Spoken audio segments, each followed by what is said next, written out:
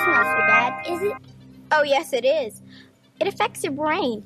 It makes you lose your memory. I mean, you can't even drive a car right. Look!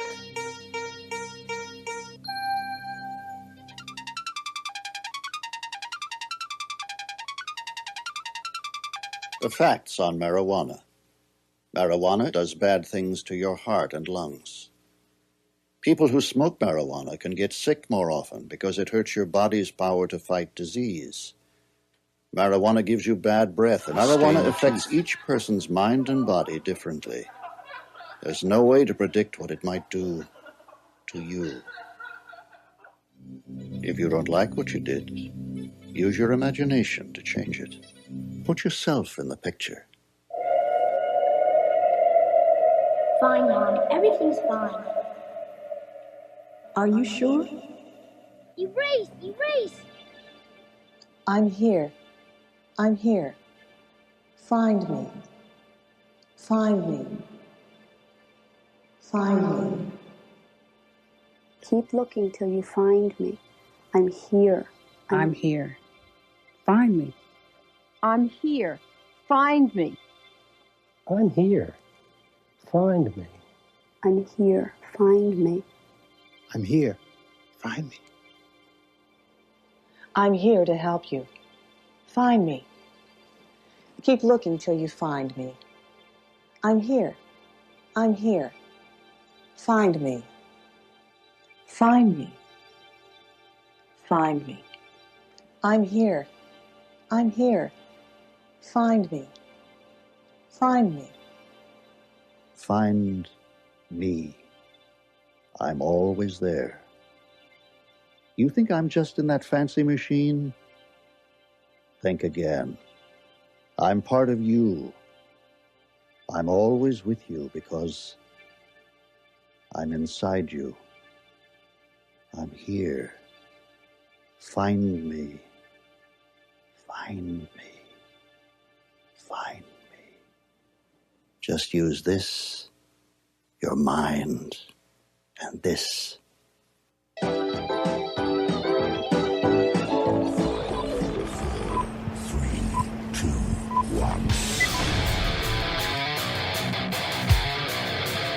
Walk with me through the cellar door. A storm is coming, Francis. A portal to a more skeptical world. Cellar Door Skeptics begins right now. Prepare for the revolution with your hosts, Christopher Tanner and Chris Hanna. Find me. Find me. Welcome to Cellar Door Skeptics. If you hadn't figured out from the intro, we have to talk about pot and Jeff Sessions. Just can't help myself, I guess. And losing our minds or something? Dude, that was a straight-on shroom trip. That was no joke. That was like some kind of... It's like a Mormon... It was like a Mormon PSA or something, man. Like, that was not... Or it was kind of, if you think about it, it was more closer to like a Videodrome type thing, you know, like an 80s sci-fi creepy horror movie that's not really creepy, but then it kind of makes it creepy because you're like, all right, all these people in it are just acting really weird for no reason. That's what it was. We like to call that Cronenbergish. Yes, Cronenberg. Yeah, one of my favorite things about Cronenberg movies is nobody dies normal. Like in those movies, you get like your head ripped open and split open, and like things leak out and bugs come out and like arms come out of your eyes. Nobody dies normal in a Cronenberg movie. Scanner's my favorite when they're like doing the brain telepathic attacks to blow each other's heads up. That was so awesome. Well, it's kind of like you go back to Rick and Morty, right? And they have like a whole Cronenberg universe, and they're like, "It's Cronenberg, Morty," and you're like, "What the fuck is that?" Yeah, that was bad. It was like I can't remember. One of the more recent ones that he had done was this movie called Existence about video games, where it's a video game inside a video game inside a video game. It was like Inception, but poorly done. I don't know. Jude Law was in it, so it was like, But either way, that where did you find that video? That thing's insane. It was just a random I was okay. So long story short, because it is a podcast, we don't want to take all the time about telling the story, but I was sitting around here, yesterday surfing, for some articles for the Jeff Sessions thing to kind of look at a different take on it. Because I don't want to just rant about how much Jeff Sessions is a piece of shit and it's just this big, crazy, it's just insanity happening right now. So I wanted to do something different, a different twist on it, because I think the marijuana movement is moving faster than the federal government wants to admit.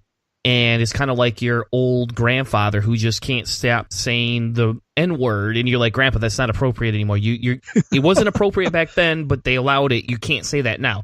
I don't know why we can't say, and then he just keeps going. It's like, oh, Grandpa, like you got to get with the times and just die off. So I was searching for a different angle, and then I was searching for like clips from Jeff Sessions, because I thought when he came out at the beginning of the year, he had a clip, but it's actually not him talking. It's just a bunch of people talking. And then all of a sudden, I had this like anti-marijuana ad pop up.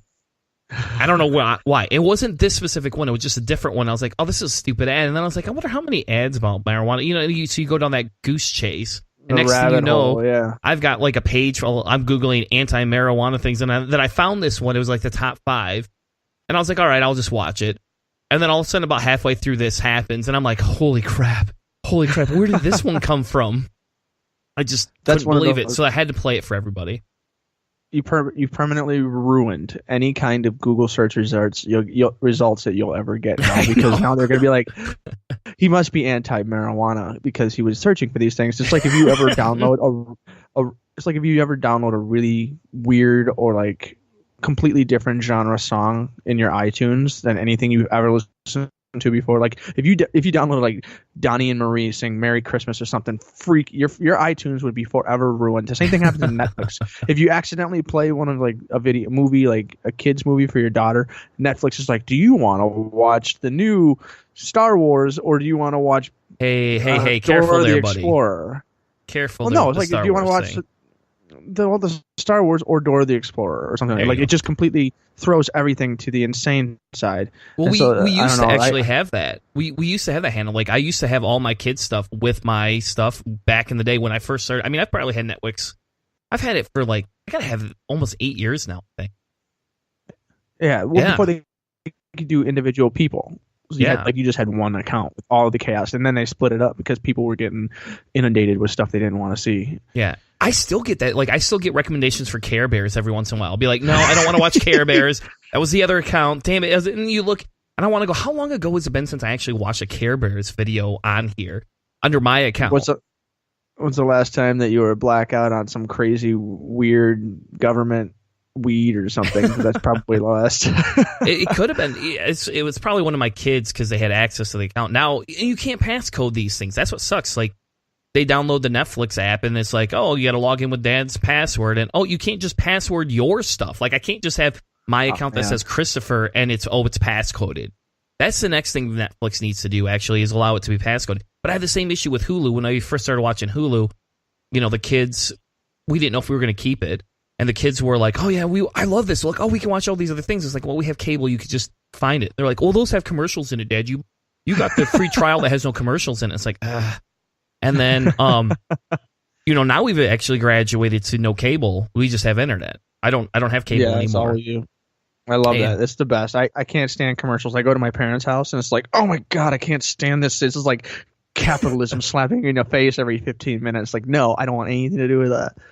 But with Hulu, it doesn't let you rename your user, I don't think. Like, so like I started with one that was called Chris because I was like, we're going to keep it 30 days. So I'll just get rid of it after my free trial. And then all of a sudden it's like, oh, we kind of like this. And like we watched all the Adventure Times. And then the kids were watching things because it was the only account on there. So then I was like, one day I was like, I don't want all these recommendations. And then my son was watching anime. And I don't mind anime. But then all of a sudden my whole thing got filled up with just anime recommendations. And I was like, I've never even heard of 80% of these things. Like, I'm never going to watch this stuff. And so then I had to create a new one called Christopher and tell the kids you can't use Christopher because I don't want your suggestions built into my thing. And then my wife just rolls her out. She's just like, I don't understand why it's that big. Well, you just have to remember now that you're in Google Big Data somewhere as like a Jeff Sessions supporter because you were looking for stuff that was kind of like trying to get into his mindset. So that's what I'm guessing you wanted to do. It was like try to, like we always say, like try to know your enemies. So like you obviously don't agree with him, but like to try to find out what his perspective was, or were you just like trying to find like pro Jeff Sessions marijuana stuff? I was definitely not trying to find anything pro Jeff Sessions because I am very anti Jeff Sessions. But I was trying to find, a different angle on this. There's an angle that would say, okay, he still wants to live in. All he's doing is just rescinding Obama-era rules, leaving states alone. But he's not creating a new law that says, hey, the federal government's going to go out and prosecute absolutely everybody. Yeah, so he just rescinded the memo. Yeah, and so I wanted to say, okay, how can that actually impact us? And is there, is it too late for him, I guess? Is he like the grandfather that just can't stop, using racist words? And it's just, we just kind of all got to go, as long as you don't pass a law, I guess we don't care. And I got a clip I'm going to play, real quick here, where and this was back, about a couple of years ago, but I think it's really relevant because it's all of a sudden him basically saying, well, I'm dubious about this. I don't agree with this, but I mean, I guess it'll push the states to do what they're gonna do. So I'm gonna play that clip real quick, and then we'll come back. I'm dubious about marijuana. States, can pass whatever laws they choose, but I'm not sure we're going to be a better, healthier nation than if we have marijuana being sold at every corner grocery store. I just don't think that's going to be good for us, and we'll have to work our way through that. I see a line in the Washington Post today that I remember from the 80s. This one was, if you smoke, marijuana is a cure for opiate abuse. Give me a break. I mean, this is the kind of argument that has been made out there, to just almost a desperate attempt to defend the harmlessness of marijuana or even its benefits. I doubt that's true. Maybe science will prove I'm wrong, but at this point in time, you and I have a responsibility to use our best judgment, that which we've learned over a period of years, and speak truth as best we can. My best view is that we don't need to be legalizing marijuana, and we need to crack down more effectively on heroin. And he wants to crack down more effectively on heroin, and he doesn't want to legalize marijuana, but he doesn't actually make an argument in that clip. He doesn't actually make an argument in that full statement. I think that was from a year and a half, almost 2 years ago now. He doesn't actually make an argument. He's just telling you, well, if it's going to replace opiates, and this is what we're using to get off opiates, well, give me a break. You're just trying to use it as an excuse to smoke. Okay, but why don't you look at the health benefits of it? Is it worse or better than drinking? Is it worse or better than smoking cigarettes? And, Mr. Jeff Sessions, in the long run, all you're doing is saying, well, it's illegal. Maybe the Senate should do something about it. Okay, and that's kind of what I wanted to look at. So fine, Jeff Sessions, you're almost just challenging us, telling us that, hey, why don't we just legalize this? You're telling the federal government just to legalize it. I mean, and can you imagine, Hannah, think about this. If we have upsets in all the states and everything goes at least left center, if not, far left, it's going to be a bigger fight. We have to have the gerrymandering. If the gerrymandering can be overcome by Democratic outpouring of midterm voters. So Democrats typically don't do well in midterms, but the incumbent party, especially supermajority parties, when the president is below 35% positivity rating, usually has a massive turn and for the other party. So it's basically a referendum on the president as to how well he's doing in that first year. So the Democrats can pull a lot of people out, but the Republicans are very well defended, and after their gerrymandering that they did, basically all the districts are set up in such a way that even with a majority of Democrats voting for their candidates, they can still lose seats in the House, because in multiple places all over the country in the last election, they had 57, 58, 59% of the votes in a district are in a state, and they still had a minority of the seats. And so even with really good turnout, we still have a lot of work to do. But in the end, I think with the Sessions thing, is just marijuana bad. Like it's no black and white. It's binary for him, and so it'll always be in such a way that the only way he would ever change is if there was a legalization. And as the Attorney General, he cannot overturn a new law by the legislative branch, and so he would have to simply enforce the law, which is his job. And technically, he is enforcing the law because he's removing the referendum. Basically, Obama said, hands off, we'll let the states decide. But it's weird because guys like Sessions and a lot of the Republicans are like, more states' rights, unless it's against my weird version of morality, then no more states' rights. Exactly. Or whatever. And that's what's ridiculous about Sessions here is, it's his personal crusade. He isn't looking at the science behind it. He hasn't looked at any science. And I'm not saying there's a lot of science behind it that shows marijuana is some healthy drug, right? I'm not saying that. I don't even want to get into that debate because I don't feel there's enough to justify that. But if it does, he doesn't use science to do anything. Yeah, if he doesn't use science, he doesn't use science to do anything. So he's just opinion. That's all he does. He doesn't put anything out there. So it's just like hearsay. And they talk about this. They talk about how the reason it is to help maintain control in different areas, right? Well, are we also not saying maybe it's so that they can go into Colorado and be like, you've made all these millions of dollars in taxes. Maybe we should figure out how to clamp down on it because you're making me look bad? Now, maybe that's just me being a conspiracy theorist, here. And that's probably stretching what the government's going to do. They're probably not going to look at that. They're probably going to look at, higher level cases. They're going to say, okay, well, the guy in Michigan where it's medicalized, we're going to say, okay, he's opening legal dispensers without legalizing it. Therefore, we're going to go after them to try and harm the legalization market. Because anything we can do to destroy that will make, us better. The problem is that if we want to do this, we should take some of the different states where they have higher drug trafficking areas, right? And we should clamp down on those for legalization, let it be legalized, clamp down on, the illegal drug trade, let it be legalized, and see if the cartels reduce, see if the violence reduces, see if drugs coming across the border reduce. Because you can only bring so much heroin and cocaine across the border, for Christ's sake. I mean, it's not like they have an unlimited supply sitting in, Mexico, and they're like, okay, we're only going to be sending 200 kilos a week, guys, because we don't want to flood the U.S. market. They're not sitting on billions of kilos of coke down there. They're just not doing that. And so it's illogical for them to... This is a weird connection.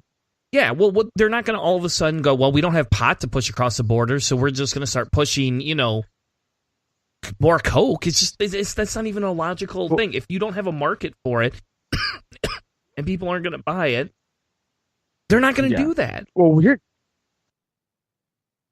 this is a weird thing. I was just listening to NPR all day today. I had a heavy duty podcasting day, and weirdly enough, the marijuana trade in Mexico it hasn't been growing as much. You know what's been growing?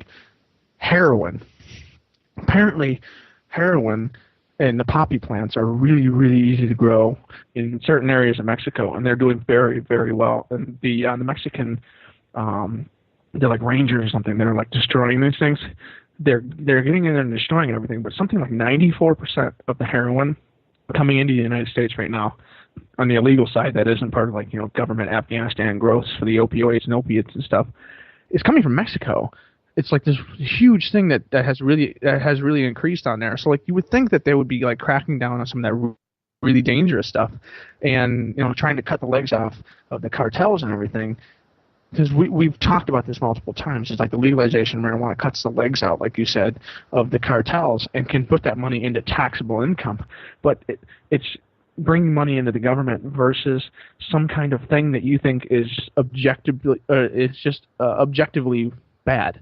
There is no, like I said, it's always binary with marijuana for some of these guys. No matter what you do or what you say, there is no way marijuana will ever be good for any human consumption ever. We can say it's like pot, or we can say it's like alcohol or tobacco or anything else, but there's a line there that they will not cross. And so I don't really know what to do besides wait for these guys to leave politics. I mean, it's as frustrating as that is. I don't know what else to do.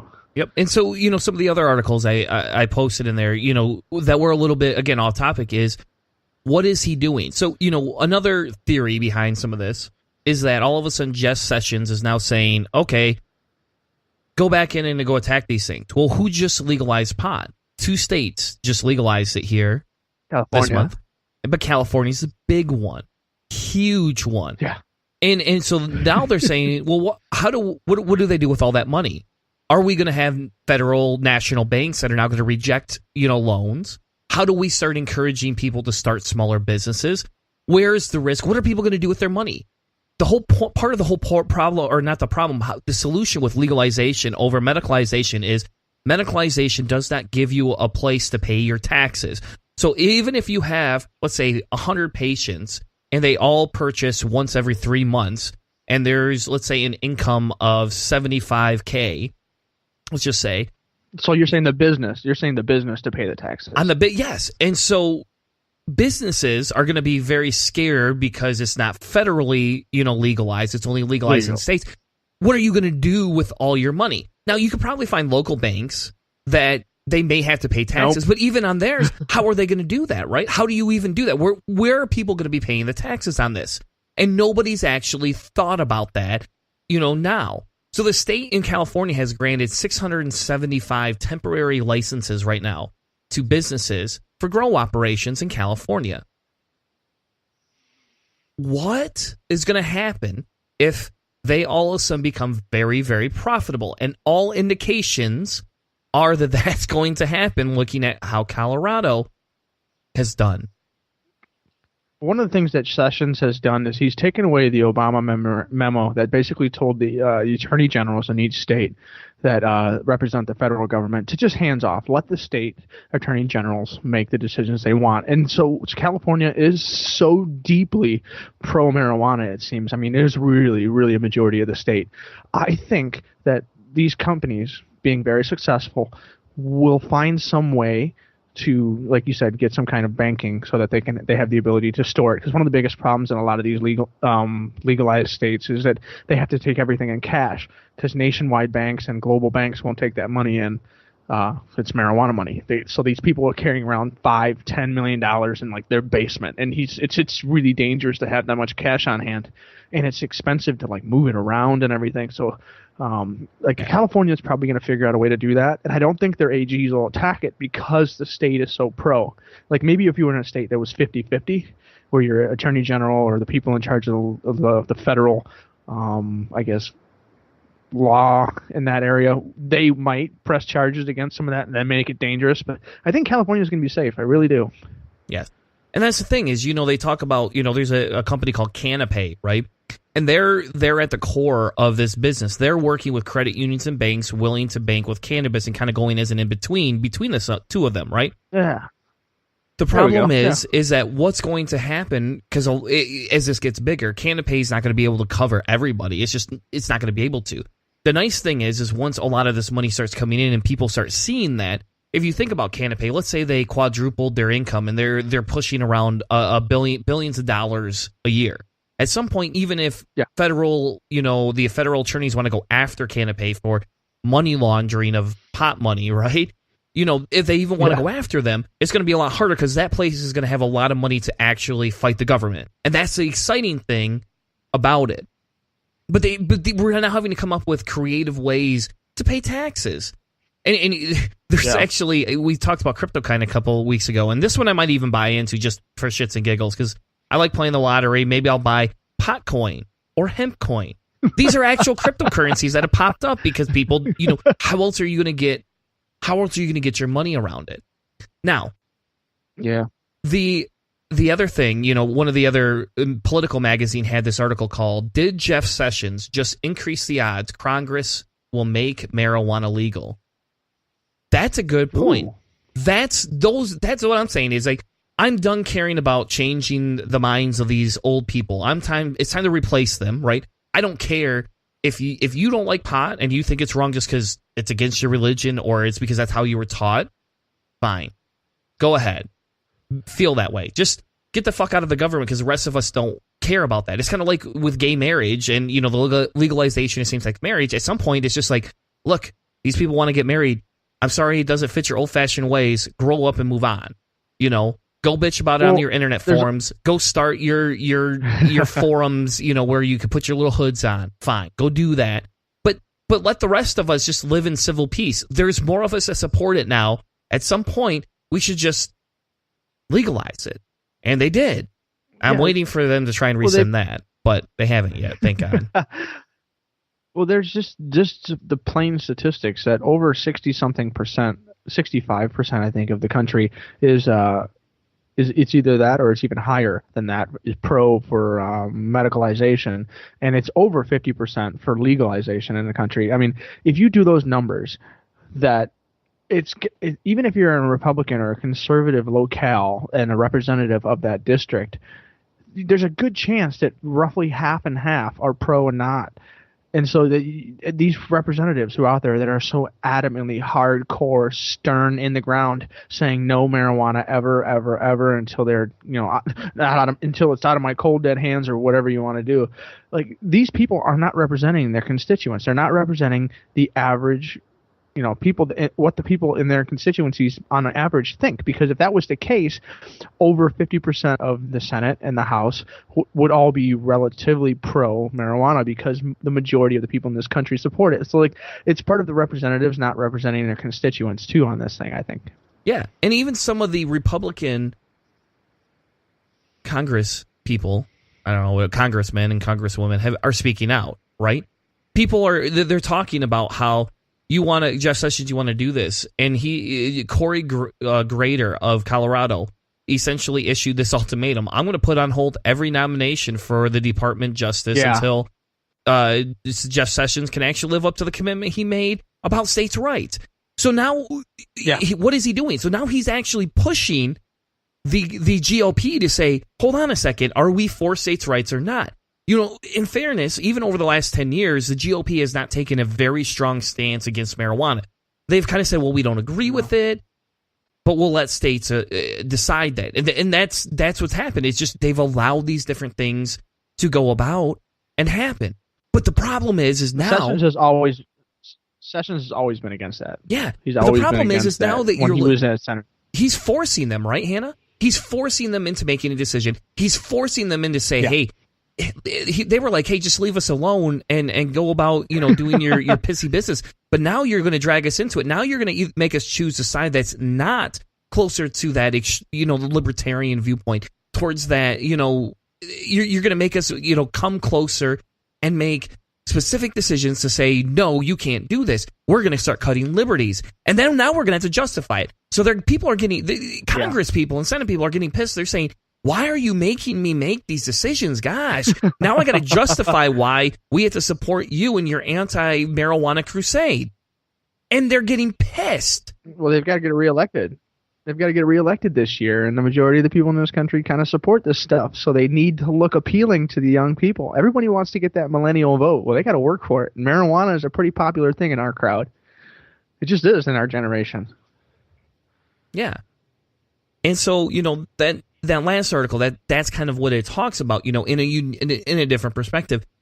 They talk about some stocks, and I'm not really into the whole marijuana stock thing, but they talk about, how we can be hands-off and allow recreational programs to exist in the counties.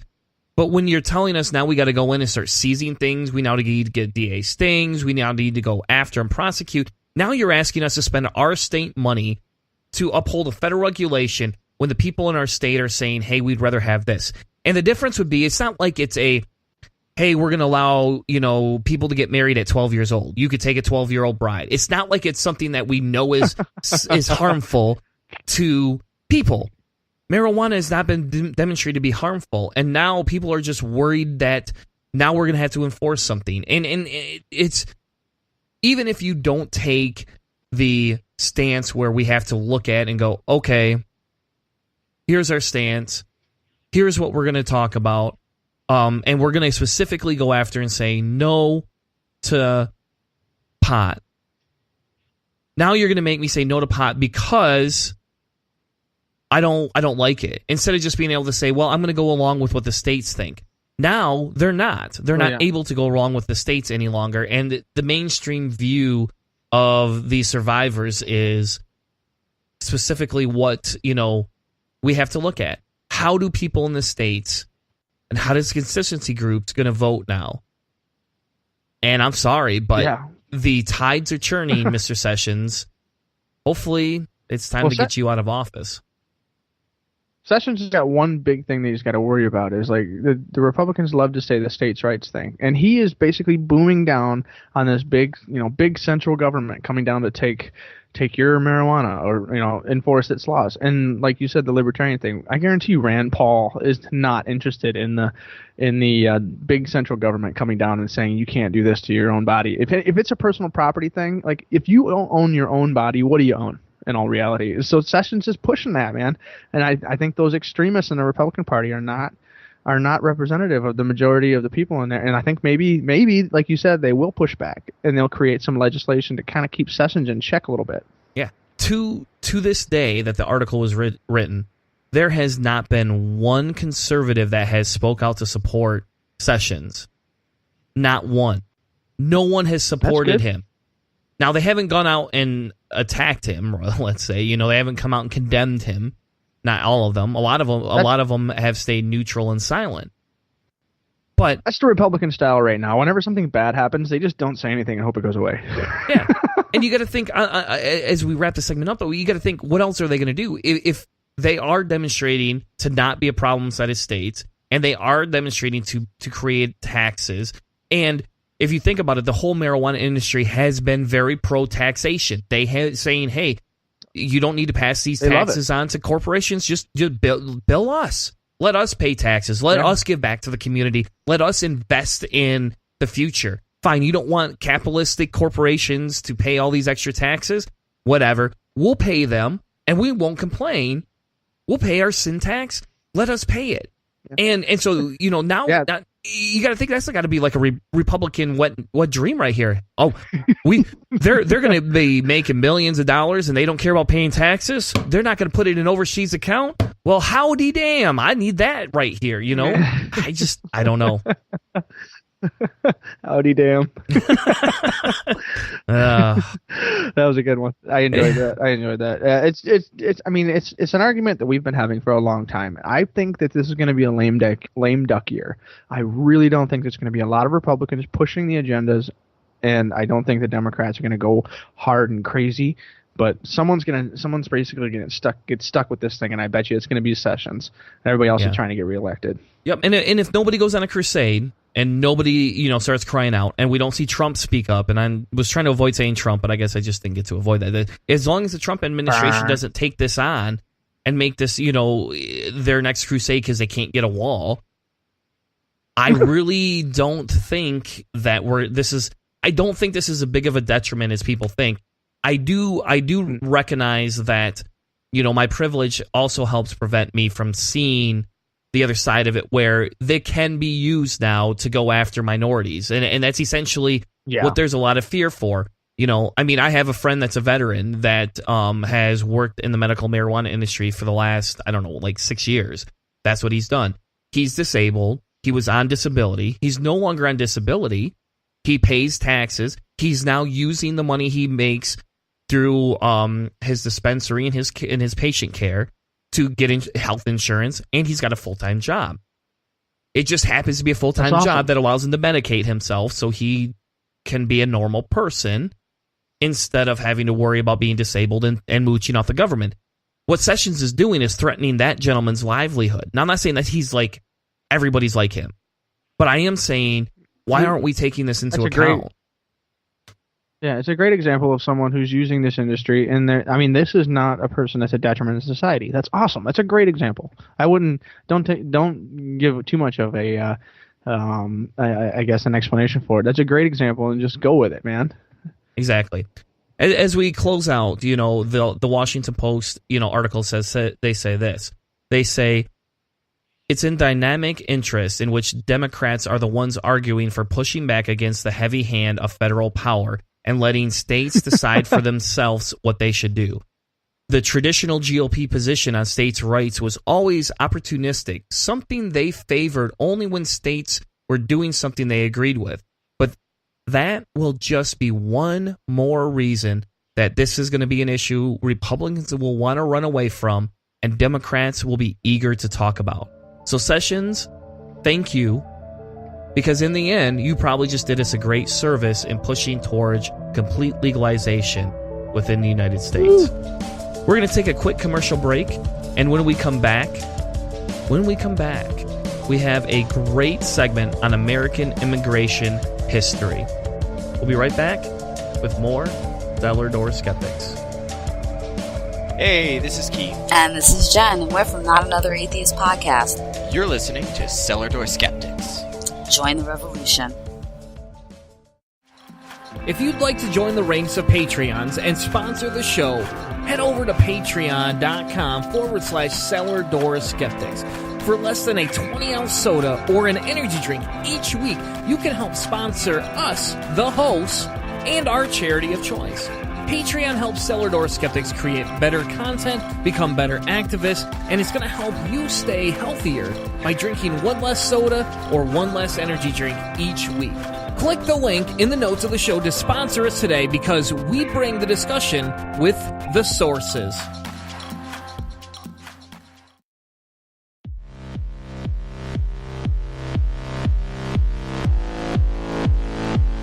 Hello, I'm Miss B. Haven. I'm Demanda Wright. And we're promoting secular feminism. And you're listening to Cellar Door Skeptics.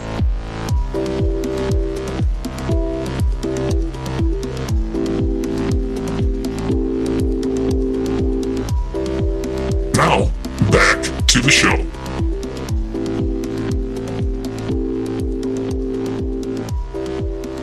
Welcome back to Cellar Door Skeptics. So we have to do a little side tangent here a second. And we do. So while we are taking a quick break to, refresh our drinks, Hannick texts me or messages me and says, there's something that happened today, Chris. I don't know how I missed this. And I was like, what is it? And he's like, all right, let me send you the link. You just got to watch it.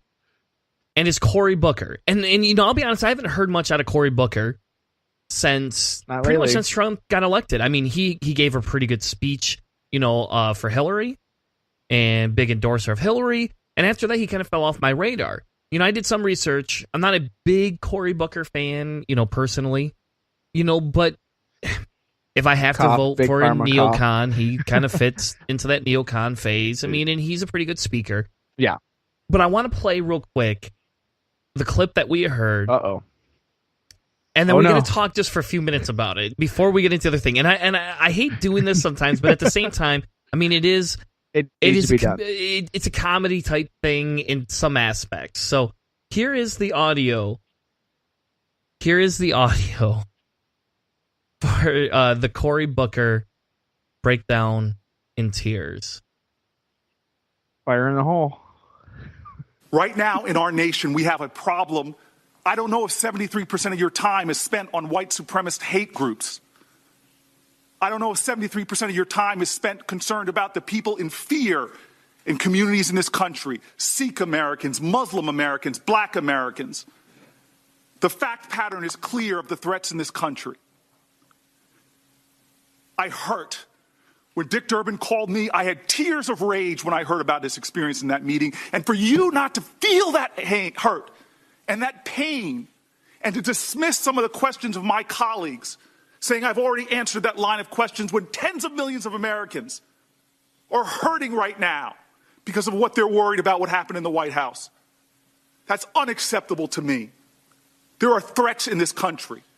People plotting. I receive enough death threats to know the reality. Kamala receives enough death threats to know the reality. Maisie receives enough death threats to know the reality.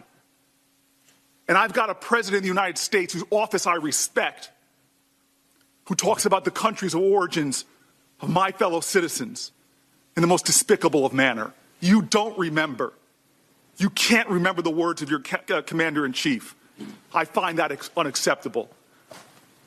Mr. Chairman, I'm grateful to be on this committee. I'm more than ever today happy I'm here. He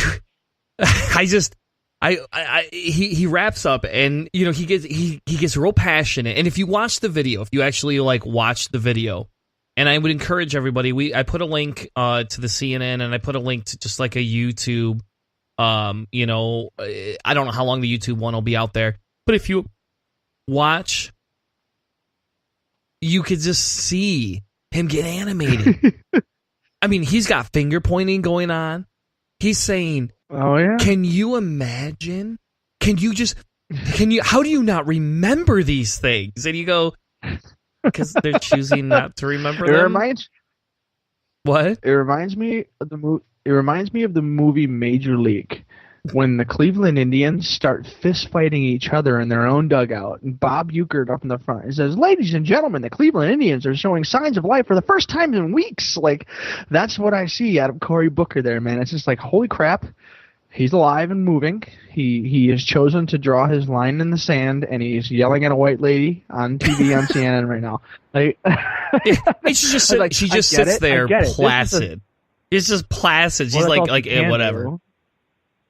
She's being interviewed, so it's the only part she can respond to is a question from him. And it sounds like he just burns his entire time to just rant, which, I mean, you don't just, I don't know, it may have been planned, it may not have been. This may be a big political thing for points, but like, the dude, he's being groomed, or at least he's planning for probably a run in 2020 to see how well, you know, everything goes in the next 3 years, but I don't know. I don't know if this is the place to, you know, to D-Day run the storm to beach, right? I don't know if this is the one, but I mean, I love how he at the end of it, he's like, "Thank you for letting me on this committee."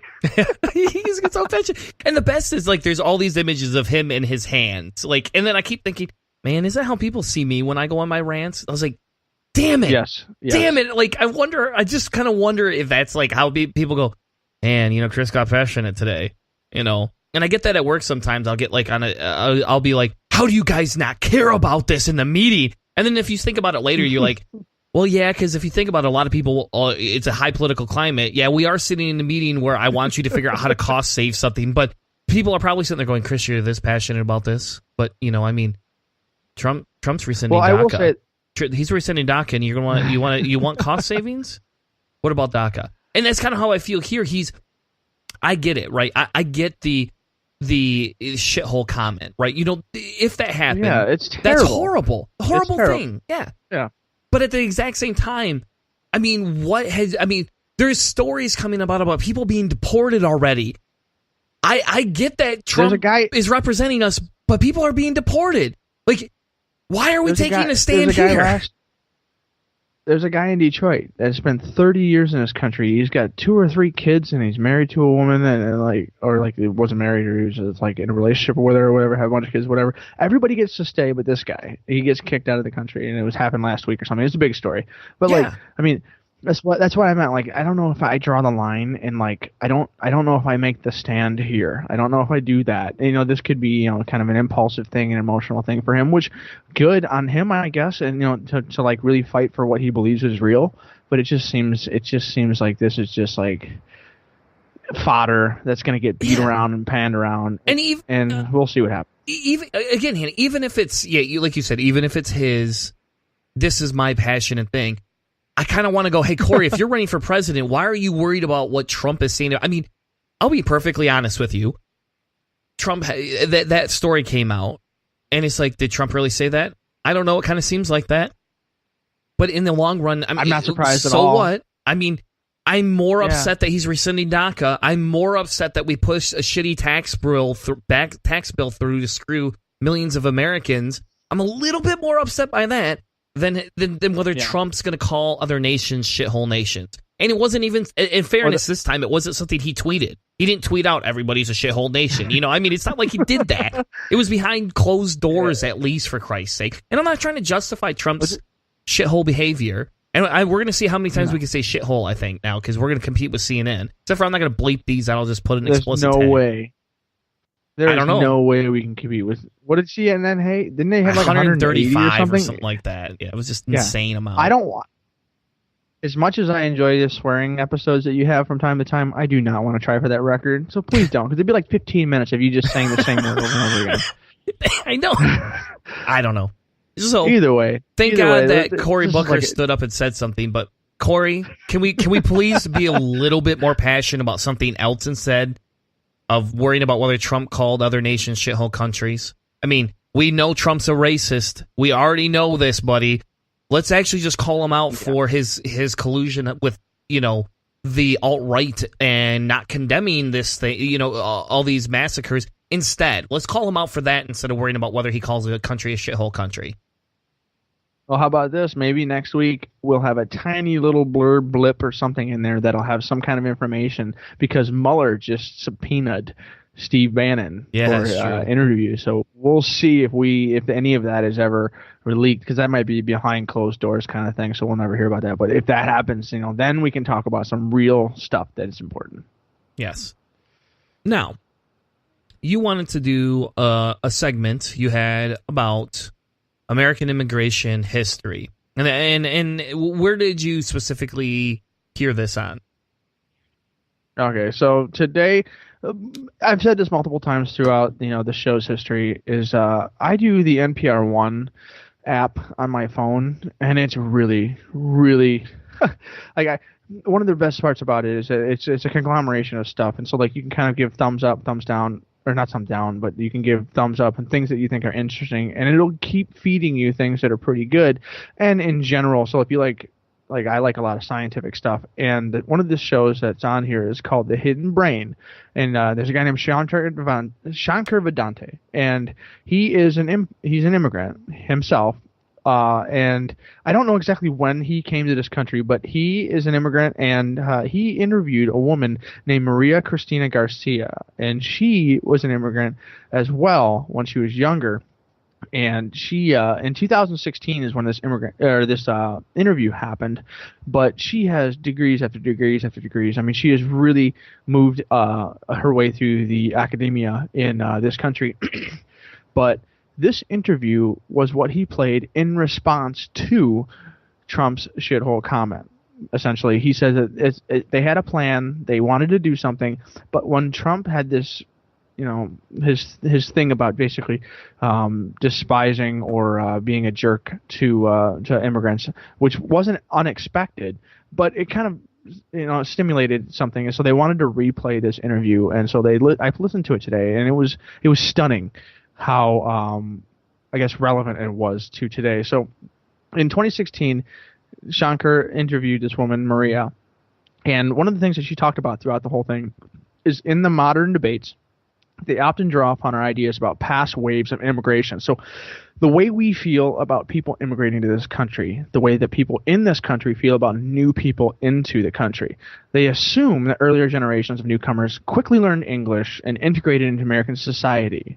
That's one of the things we hear about. Like, the European people came in and there was no problems. They were European. They could pick up English, and they were easy access and great Americans right out of the gate, right? Well, that's not really the case. Because, see, Maria Cristina Garcia is an historian, and she says these ideas are often false. One of the things she talked about was most immigrants who come to the United States did not immigrate to become American.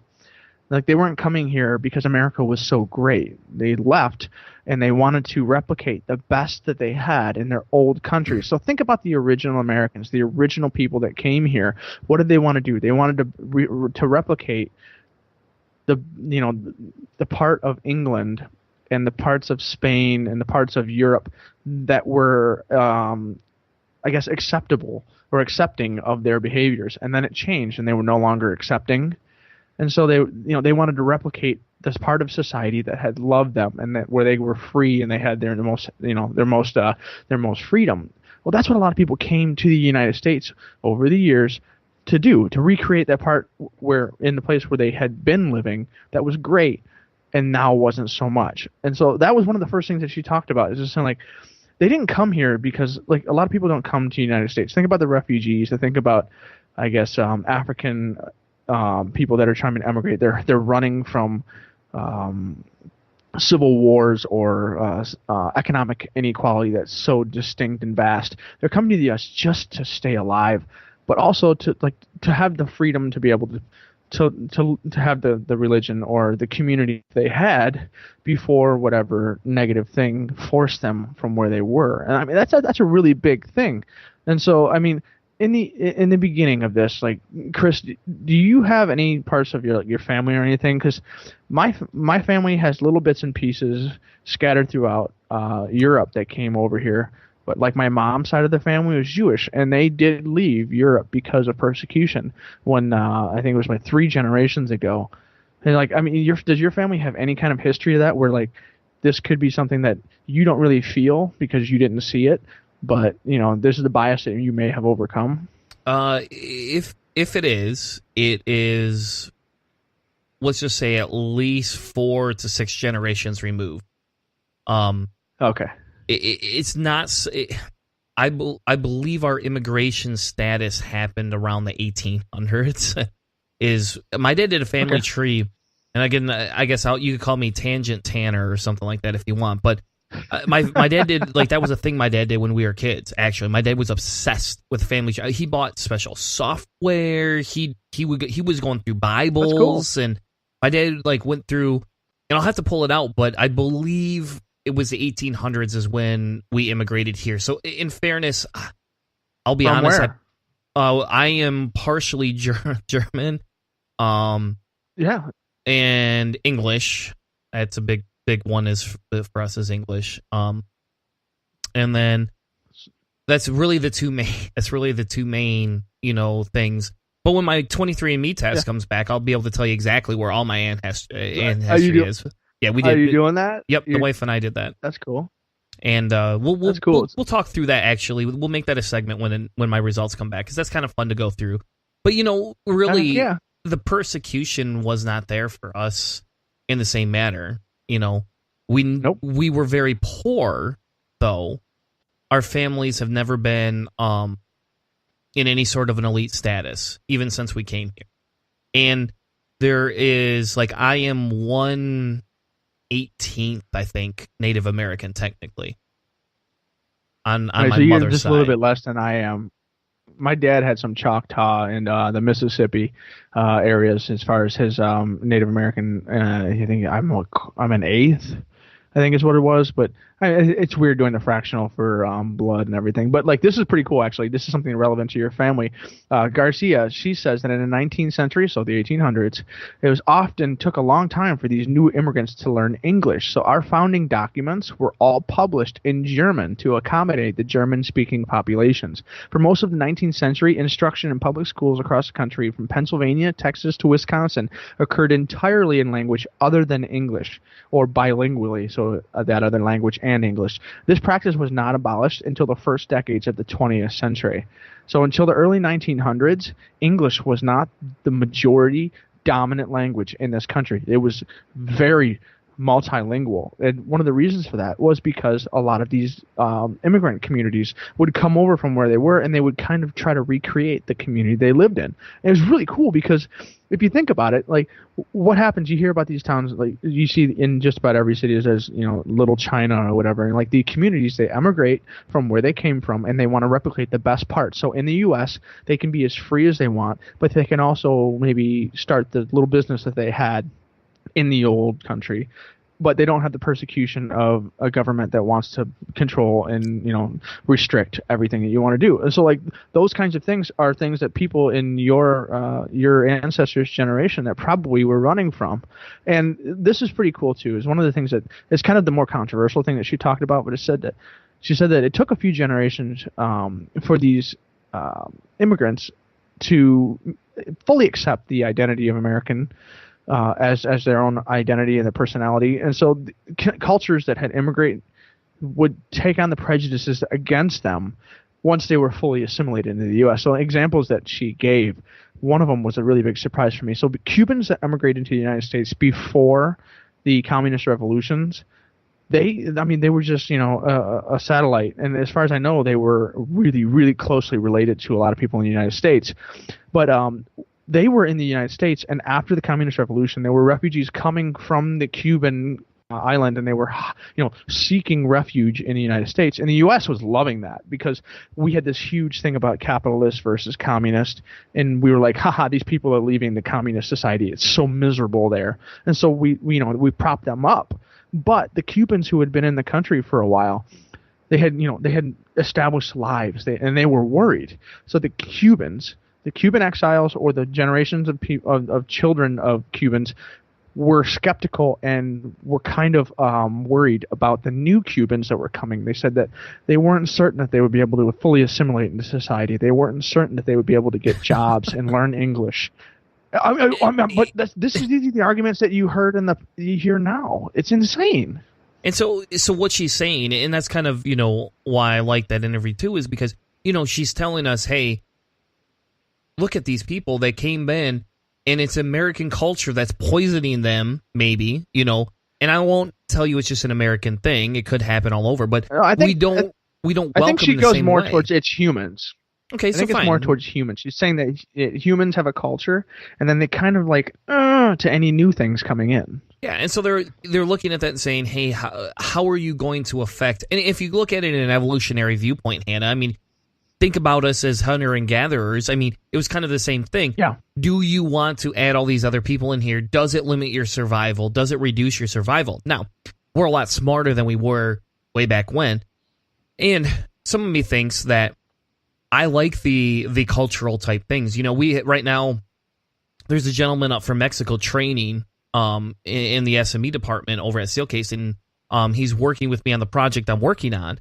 And I'm training him on these other things. And it's kind of funny, I have a habit now because we have a lot of people from foreign countries that come up here, and we have a very mixed culture at work. And so I always ask before we order lunch, hey, do you have dietary restrictions? Is there certain things you would prefer to eat? Because I'm now used to it because I've worked with so many people that are either vegetarian, they have halal restrictions, or, they have I have some Jewish restrictions for some people, and... And so it's just really kosher. Yeah, we got a few kosher, restrictions come up every once in a while. Wow. And so it's just a habit now. I just ask that question, and I think some people find it a little off-putting. And it's like, well, so this gentleman, he's from Mexico. He's like, no, I'll eat anything. I prefer it spicy, but I'll eat anything. I was just like, okay, that's good. Thank you. That is beautiful. That may be one of the most beautiful things I've ever heard. Right there. I'll eat anything. I prefer spicy, but I will eat anything. And so it was kind of funny because they wanted to take him. We were sitting in the group, and they wanted to take him to. They're like, okay, well, what are we gonna have for lunch today? And I was like, I don't know. We want something that delivers. And I said, okay, let's just get Jimmy John's then. And he's like, okay, I'll have the turkey sandwich with jalapeno chips and jalapenos on it. And he's like, I was like, okay, yep, great, I do the got same it. thing. Get that. Thank you. And then today they were like, okay, well, let's go out and get pizza. There's this really awesome pizza place, right, Chris? And I was like, yeah, Camello's is like one of the best pizza places in here. And, they kept trying to get him to try this pizza. And I'm sitting here going, I'm pretty sure he's had pizza before. So then I asked him, I was like, all right, Sridhar takes me to this Indian restaurant. And he's like, oh, you guys have Indian restaurants around here? He's like, can we have that? I was like, yes, before you leave, I will take you to this Indian restaurant because they have authentic food. It's a buffet style. Yeah, you can sample everything. It's amazing. Did he have any one thing that he wanted? No, he didn't. No, he's was real there shy. any one thing? Nope, he just said he really likes Indian food. And so, but if you think about it, he's right on that border. He's telling me that, he's like, we don't eat tacos all the time, just so you know that. And I was like, I wasn't thinking you ate tacos all the time. I was like, I'm not saying that. Oh my God. I was like, I just say, whatever whatever you want to eat, I'll make sure you're able to get it here. We can get you anything. And then when he was like, well, I really like Indian food too, let's go there. I was like, all right, so Friday, we'll go to the Indian food restaurant. I'll get really fat again because I overeat there every time, and then I don't want to eat dinner, But it goes back to what we were talking about though, Hannah. It goes back to so a lot of people are scared of that culture, but when you bring somebody new in, they're just saying, hey, I'm here to absorb the new cultures. I'm here to give my culture. Yeah. And then you're like, hey, well, what happens future down the road? And so how do we change that? And maybe, again, this is a little tangent-y too, but, how could we change that? How could we have welcoming communities that we don't try and take your community and Americanize it, let's say, or move it into the melting pot? How do we take your community, boast it up for what it is, and say, this is where we want to be. This is awesome. This is awesome. And we have kind of a mini liaison. Why are we not trying to learn that language? Why are we trying to get them to learn English? Why don't we want to do all these other things to have a true melting pot culture instead of an assimilation culture? And it's kind of funny because these articles and that the podcast actually talks about not an immigration culture, but specifically more of a, we let them move here and then we assimilate them and take the best parts of what we think are the best parts of their culture is. And I think that's wrong. I have a hard time with that. Well, it's just something that just naturally happens over generations. So like when you take the family, you put them into a culture, like that first generation is going to be more, and then the second generation is going to be a little bit more diluted. It's going to absorb more of the environment. And so it does turn into a melting pot, but it's going to be less concentrated into the certain regions. So that's why when we think of like American Chinese food, it's like this weird amalgamation of all different kinds of cuisines and stuff. And it's like, one of the things that we talk about is like this, like the idea of like a pure American. It's absurd. It's completely and ridiculously absurd. But another example that they gave here is the Irish Catholics and Italians. I mean, this is not that long ago that this happened. This is early 20th century. The few generations removed from their parents. So obviously Irish and Italians were heavily persecuted coming into the U.S. and the people that are alive now, their parents or grandparents, their first years in the U.S. I mean, the people that were in the U.S., these are the arguments that they made against the Irish and Italian arguments. They said these refugees, they're seeking haven in America. They were poor and disease-ridden. They threatened to take jobs away from Americans and strain welfare budgets. They practiced an alien religion and pledged allegiance to a foreign leader. They were bringing with them crime. They were accused of being rapists, and worst of all, these undesirables were Irish. Like, these are some of the arguments that were made for these Europeans that were coming to the U.S. And over time, we created these things like this chain migration thing where we didn't want people from the Latin Americas and from Asias and Indonesias and Philippines. We wanted people like the people that were here, like these European descendants. And so we said, well, all of these European descendants have family in Europe, so Europeans will keep wanting to move here. Well, that's not exactly what happened, because they just didn't want to move to the U.S. as much as they did during this time period. But we're hearing these same people who they're a few generations removed, but these people in places along the eastern coast are making these arguments towards Middle Eastern people and Asian refugees today who are coming to this country seeking, the American dream, because it still does exist for some people. It's harder and harder to get, but these people are coming to the U.S. and they're trying to seek the same American dream that their parents or grandparents or great-grandparents sought. And they're using the exact same arguments. Like what I just said, when they talk about they're sending we're bringing with them crime, they're accused of being rapists. Trump said those words. Like, this is the quotation from a comic, and I included the article, and people can see it. It's from history.com. This is a comic.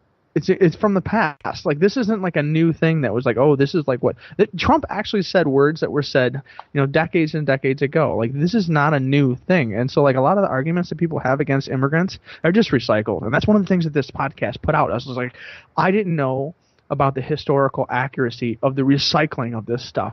I didn't know it was intense, and it's similar as it is now, because obviously I'm only 33 years old. I haven't seen a lot of it. I haven't been around that long, but it's crazy that this stuff goes through our history, and we just don't learn it. We don't take it to heart as much, but the same stuff is happening now that's happened over years and years and years, and I think we need to take the high road and change, this cycle of history where we attack people trying to come into the U.S. Yeah, and I think it's some of this a superiority type, complex that people have, and you're right. The article from the History Channel, when America despised the Irish, that's actually really interesting article. I had never read that, either, and I guess I knew there was a lot of, disagreements with Irish people and immigrants when they first came here. It was a different type of a culture. Well, and the Protestants versus the Catholics was a huge deal, and it was in Ireland for a long time. But the American Protestants, they attacked and persecuted the Catholics. It was crazy. Yeah, and it's kind of funny because there's the people are worried when these people get into power. Well, what happens when they get here? So we got to stop this now because they're going to push all their weird religion and their weird things on us. And, maybe back They're in gonna want the to be 1800s, maybe, well, as long as they're pro-marijuana and better than Jeff Shanishon, we're probably, good to go. But, and as long as they don't say shithole countries, so. But if you think about it, though, where's the history on that? Where's the analysis? Where's the study that comes across that shows immigrants are coming across and pushing their law beliefs into our society? In America, that's never been a thing. We've squelched that. I've never every seen time. that. Yeah, I've never seen a group come in with enough people to like force the majority to change. Like, think about that for a second. Like, that would be like an immigrating group that would be big enough to gain citizenship and then influence law. Yeah, like, in a large way. Like the African American community in the United States has never been able to get that strong. Like, you mean to tell me that the Mexicans or that Asian immigrants are going to be able to do that? Like, there's no way. I mean, I guess it's theoretically possible, but it's not realistic, and even remotely realistic. And this is something that's pretty cool. So, like, thinking about like these societies and these groups of people coming into the country. So, in those eras, when they were coming in here, it's like I was talking about during the early 20th century was the beginning of when English became a dominant language in this country. When people came to this country prior to the early 19th century, they didn't think in terms of legal or illegal. They just showed up. So during much of the history, people just moved across borders with ease. So if your ship docked outside New York City, chances were you weren't like asked or interviewed by some kind of U.S. official. They just emptied the frickin' ship, man. They just dumped you out, and they were like, "Good luck, bro." Like, there wasn't like this intense scrutiny on immigration. There was, societal bias and racism and things like that once you were in the country, but they didn't have this like really intense vetting process or anything like they do now. That's crazy too, isn't it? The question is, well, it's really easy to get in. I mean, well, it's older times, so the communication's slower and stuff. But no, I mean, hold on. It's crazy to think though, Hannah, that now we have all these extreme laws for immigration, but back then they didn't have that. They still had all the other issues that we have today with the racism, and the forcing of assimilation, right? But they didn't have all these laws, and yet they didn't have all these mass murders from immigrants. Yeah, no, I've never. Maybe here's a saying where we talk about abolishing laws in the federal government. I mean, we're talking here about how do we come across the aisle? Well, I could come across the aisle by banning and getting rid of some of these crazy immigration laws because, look, they didn't tear our society apart before. Why would they do it now? Well, there's also the people that are saying, like, there's the people that are arguing out there that my European ancestors, they immigrated legally. But they didn't. Why can't the new immigrants? Well, that's the thing. Like, why can't the new immigrants today immigrate legally? The woman, she's a historian. She says, my first question to those people is, well, when did your ancestors immigrate?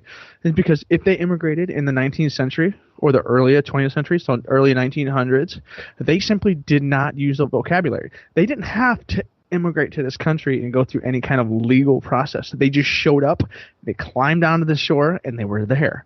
Like, there was no process of illegal ancestry or illegal immigration. Like, they just showed up. That was the deal. And then while you were here, either you were chased out of town or you stayed and stuck it out and you found like a community that would protect each other, and it was more tribal. And that's one of the reasons why they had, issues with groups in schools that weren't speaking English as like a dominant language, because everybody had these like clusters and groups because they had immigrated in. It was just the way you survived back then. So one of the things that you hear about a lot of people that say like my ancestors did it properly. This woman's a historian, and she's saying that what you think of today as immigration did not exist back then. And so a lot of the arguments that we hear about doing things the right way, and that the European ancestors and the immigrants that did it in the past did it the right way, they were not really forced to do so. And so given the chance, or given the restrictions that we have today, a lot of the people that came here in the past would have failed a lot of the restrictions. They would have been turned away. And that turning away thing is like in this interview, they mentioned a ship that really caught me off guard for World War II. So was there anything else that you want to talk about for like just the general immigration stuff, or do you think you want to dive into this the voyage of the damned? Well, one of the things that I think I'm ready to dive into it, but one of the things I found interesting in that one article was about what Abraham Lincoln had said. I don't know if you caught that. Abraham Lincoln wrote this letter in 1855, and he said, "As a nation, we began by declaring that all men are created equal. We now practically read it, all men are created equal except Negroes. When the Know-Nothings," which was a political party at the time, I guess, get control, it's going to read, all men are created equal except Negroes and foreigners and Catholics. Think about it this way. Back in the 1855, we had a president of the United States that was against a group declaring supremacy for those of us who live here and being anti-foreigners. This was already happening back then. Here we are, 150, almost 200 years, 150 to 175 years later. Here we have a political party that ran a huge platform that's very similar to the Know-Nothings. That's insane. How do we not? How would this not even come up? I mean, we rallied against Trump. We went against, and we had this great argument about, we should be pro-immigration. But here, why did nobody drag these out to say, hey, look, this has already happened. We've already had a political party that did this, and it failed, and this is why. I don't know. This is one of the reasons why these things come back over and over again. You've heard it. The history, the ignorant are doomed to repeat history. I mean, this is a great example of that. The ignorant, the people that I would say, and I would think that you would support me a little bit, there's a lot of people that are really, really angry and really, really aggressively anti-immigrant are people that are ignorant of the benefits and the positivity and all of the good things that immigrants have given to this country over the years. And in this case, the ignorant are doomed to repeat the same poor, ill-thought, and I would say damaging to this country arguments that we've had over the years. I mean, in all reality, they really are doing the same thing that the parties that lost throughout our history wanted to do, as far as blocking and harming people that were coming into the U.S. that turned out over time to be amazing parts of how we identify and what we see in our current culture right now. I mean, they were a huge part of what we have here and why our country is so awesome. And they were on the wrong side of history. And I think that the people arguing for those things right now are exactly on the same wrong side of history. Yeah. It's just crazy to me. And so, anyways, after that whole philosophical argument, there was one thing that really caught me by surprise. And there was this thing, is the MS St. Louis. It was a ship that came out of Hamburg, Germany, and it had 937 passengers, most of them Jewish refugees in 1939, so just before the Nazis had really pushed into all of the aggressive expansions that they were doing. The captain of the ship, Gustav Schroeder, he took these people out. They were seeking asylum from Nazi persecution. So the country they had already seen things like the Crystal Knock, the Night of Broken Glass, where people ran through the streets and broke all of the Jewish stores, all the glass in front of their stores and everything. And this guy was the captain, Schroeder, was non-Jewish German, but he went through great lengths to ensure the dignified treatment for his passengers. Essentially, he gave them a cruise ship across the Pacific or the Atlantic, and he was bringing them into the Americas. The first place they stopped was Cuba, and when they got there, it was bad.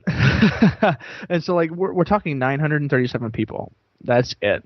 And when they got there in Havana, they had changed their rules. So the Cuban government, headed by a guy named Federico Laredo Bru, he refused to accept these foreign refugees, and they had changed they had legal visas to Cuba, but they couldn't answer because they had changed the system. Havana had abandoned its former immigration policy and issued a decree which restricted entry of all foreigners U.S. citizens, requiring a bond of $500 and authorization by the Cuban Secretaries of State and Labor, permits and visa.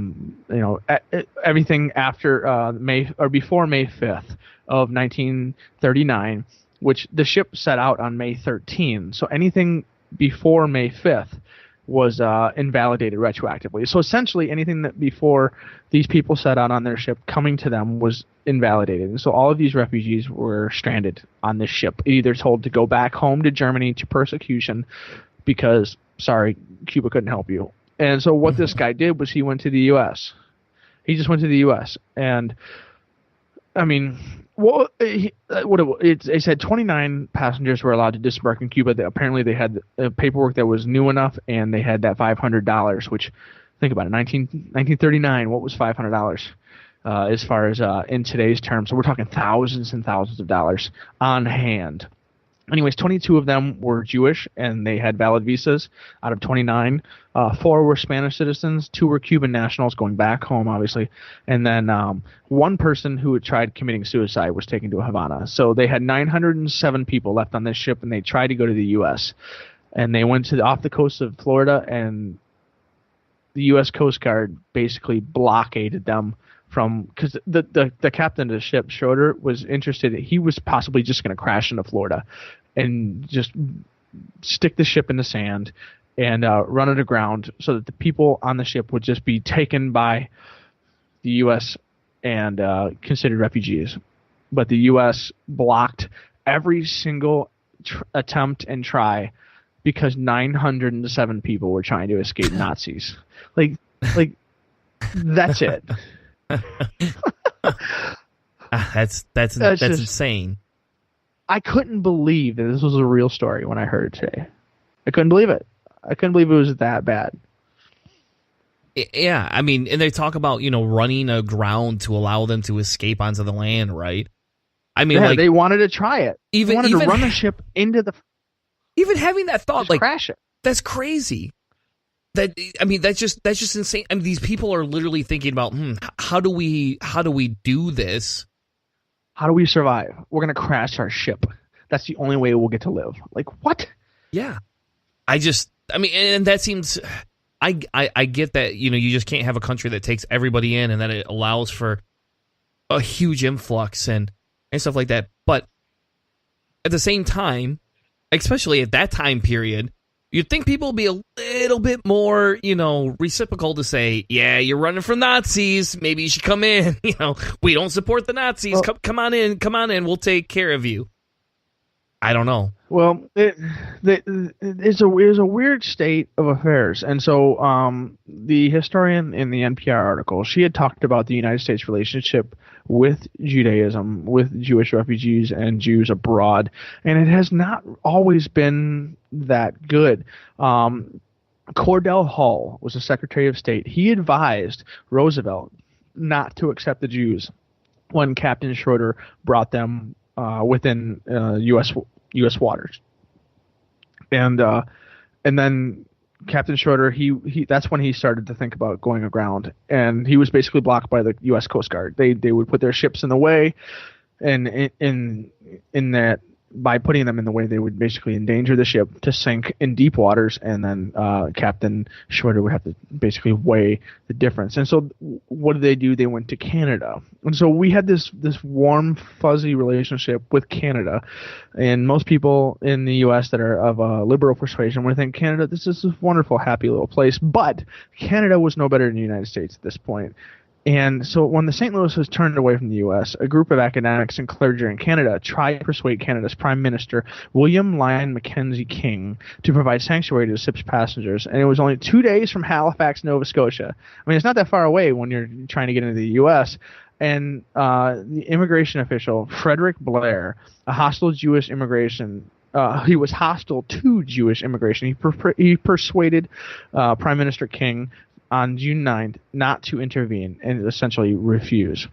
Blair's nephew eventually apologized to the Jewish people for his uncle's action. But, I mean, this is just, they came running from what would be an oppressive regime that would that would be classified just as any other oppressive regime that any of the refugees coming to the United States, especially the Syrian conflict and Lebanon and anything else along those lines from the Middle East.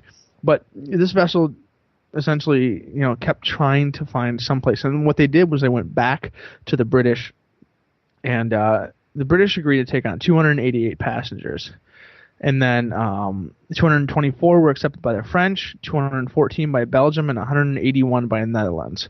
And the whole point of this entire thing was that the U.S., Cuba, and Canada were just, 904 people or 907 people is not that much. But there's a couple people who have written books about this. And obviously the name, The Voyage of the Damned, is pretty intense. But there's two writers, Thomas and Morgan Witz. They wrote the book Voyage of the Damned, and they estimated 180 of the St. Louis refugees in France, 152 of those in Belgium, and 60 of those in the Netherlands survived the Holocaust, just by looking at the survival rates in the various countries. So the passengers who landed in England, of the original 936 refugees, one man died in the voyage. Roughly 709 survived the war, but 227 did not. So later research by Scott Miller and Sarah Ogilvie of the United States Holocaust Memorial Museum, they did an actual historical trace on the fate of each passenger, and they determined that 254, so more than the 227, they returned to the continental U.S. and were murdered during the Holocaust. So the United States could have saved 254 people in a country like the U.S., which, without question, could have easily handled any tiny bit of everything that was on that ship.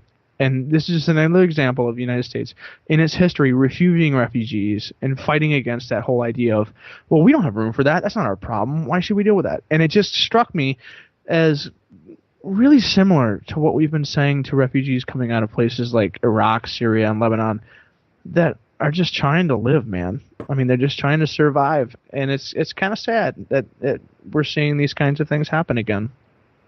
Yeah.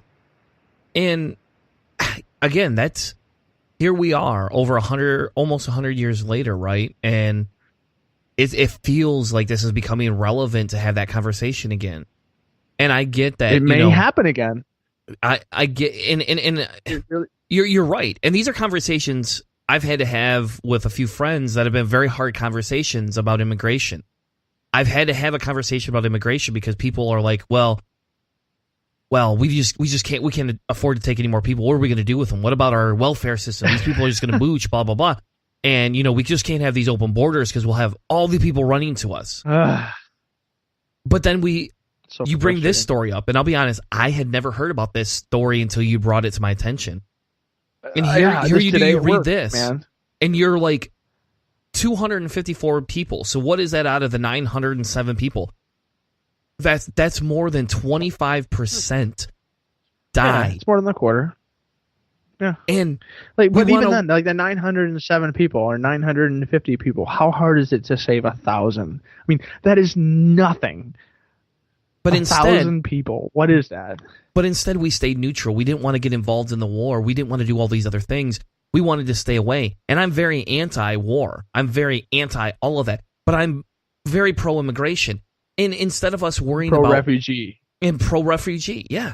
And instead of us worrying about what's going to happen to our country, why wouldn't we build laws and things to catch this when it does happen, right? Why don't we sit there and say, it's kind of funny because my daughter's school, or my son's school actually, they have these t-shirts that you can buy, and they're $15, and they're going to go to support two organizations. One of the organizations is supporting refugees in Syria. And that's awesome. I wanted to, email the teacher and be like, why don't we, instead of giving money from these t-shirts to this organization, why don't we sponsor to take a family in? Why don't we do that? Why don't we say, hey, this is what you're going to donate. You're going to donate $20,000 or something like that this year is, as some very lofty goal that they have. Why not offer to take families in? And maybe that's what maybe that's what this organization is doing. I did some research on it. I don't think they're trying to bring families over. I think they're trying to help them in those countries. But to me, again, that just feels like that's going to be. I would think that would be cheaper. Like the American dollar would probably go further. Absolutely, it will. Yeah. But again, how is that? That's us taking a passive step towards how can we fix a problem. Yeah. Why not sit here and turn around and say, okay, let's start taking some of these families in. Let's start, how do we assimilate them?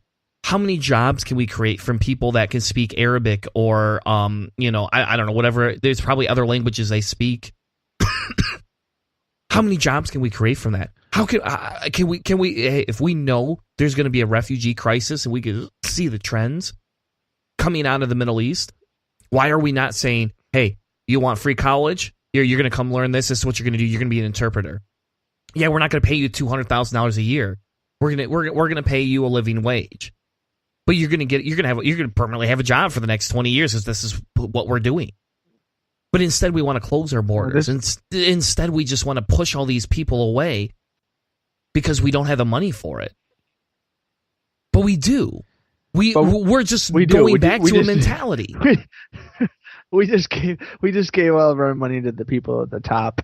Last year, we just did the tax break. We just gave everybody who has billions and millions of dollars, we just gave them money instead of giving it to poor people who are trying to come into this country so they don't die or so they don't live in a place that the U.S. and other coalition places have bombed or that extremists have bombed or, places where I just wanted to make a living and be a normal person, and all of these other groups decided to explode where I lived. I have no way to be in I have no connection with what it is to live that life. I mean, not even remotely. But I am comfortable taking my tax dollars to help a person that my country exploded their neighborhood. They can come to the United States. I'll put some tax money into that.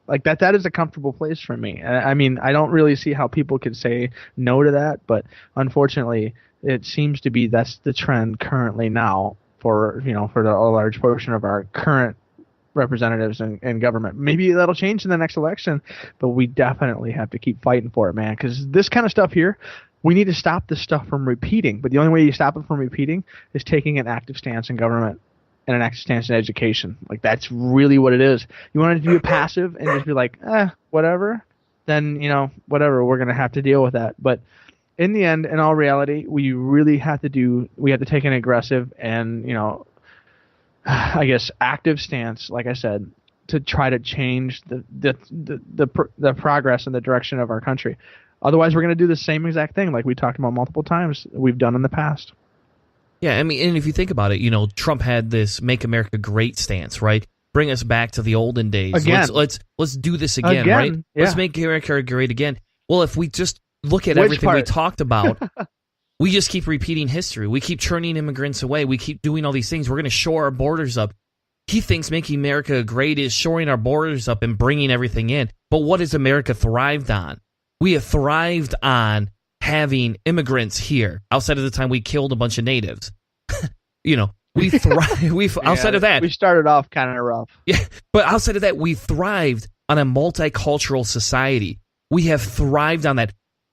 Whether we will agree with cultures assimilating or not, cultures have assimilated. They have added their wealth, their intelligence, their thought processes to our society and made us great in that way. So maybe the model is no longer, let's make America great again by closing the borders. Maybe make America great is, let's open the borders to immigration. Let's open the borders to refugees. Let's stop worrying about whether the capitalistic corporations are going to be able to fund America, and let's let the immigrants come in and fund everything. Let's go back to small business roots, right? Let's do that. You bring more refugees, more immigrants in, they create some more smaller societies, they got to pay taxes. Yeah, they're not going to pay as much taxes as like a Herman Miller, but they're going to, the more we have, or what? Or marijuana producing facility to bring us back to the beginning, Yeah. We got all of our pot businesses and everything. Everybody's just going to put some money into this stuff, but no, we want to get the guys at the top of tax break. I would love to bring more people in all over this country and all different kinds of businesses and tax the heck out of them, man. Let's make this stuff a nice socialist society. I don't know, man. Yeah.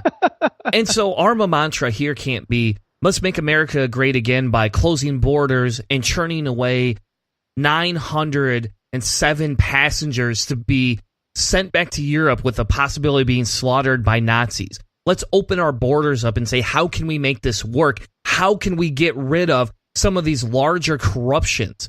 You know, we have an interview coming up next week with a governor candidate who's running as an independent, and him and I talk about some of the disgusting traits inside Washington and disgusting traits even inside of Michigan, right? I can support that. You know, I hate libertarian philosophy for the most part, but at some point, if that's the only way to remove some of this wastefulness and some of this capitalistic gobbledygook, let's cut it out and let's start from scratch. Open the borders, allow more people in, let them build more small businesses, let's fund smaller businesses, and guess what? We'll turn into a great nation again without having to worry about the immense problem of white guys taking all of the money from all of us. Well, the whole idea of like the past greatness, so like make America great again, I think it should be make America greater, because it's just awesome. This country is amazing right now. It's got some difficulties. It's tough right now. There's a lot of things politically that are difficult to deal with. But like make America greater. So take all the good things that we have now and just make them better, as opposed to the idea that it was better somehow in the past. Like there's no such thing as a recessive or regressive progress. And so I really think like we could do a lot of things just to take things a little bit further forward and make some changes on what we've got, but just make things keep going forward. You know, greater I like better than great again. I agree. Well, with that being said, we close the episode out and we leave you with, how can you help change society? How can you help go about and change what you want to see? And where you're going to hear us strike on this note over and over again. Vote, vote, vote. Let's get rid of some of this ridiculous waste. Let's get rid of the government garbage right now while we have the chance. Stand up. Do something. Let's not sit back any longer and wait for America to change. Let's become the change.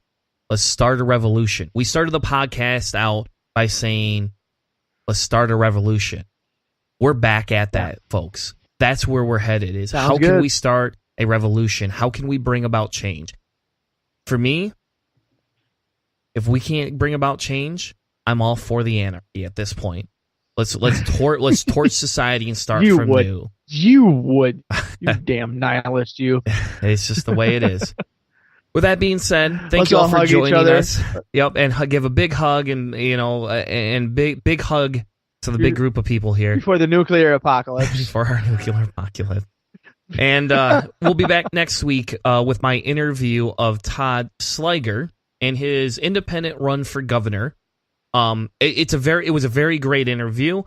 I have a full hour session with him that we have put together, and I encourage everybody to listen to it because he is definitely not a Democrat, he's definitely a Republican, and he is definitely not a libertarian. So he has a lot of interesting ideas on how he can actually make Michigan greater and how we can help fix this situation in Flint. Thank you very much, everyone, and have a great night. And we'll be back next week with another amazing Cellar Door Skeptics. Thank you, everyone. You've been listening to a presentation of Cellar Door Skeptics. Check us out on Spreaker. CellarDoorSkeptics.com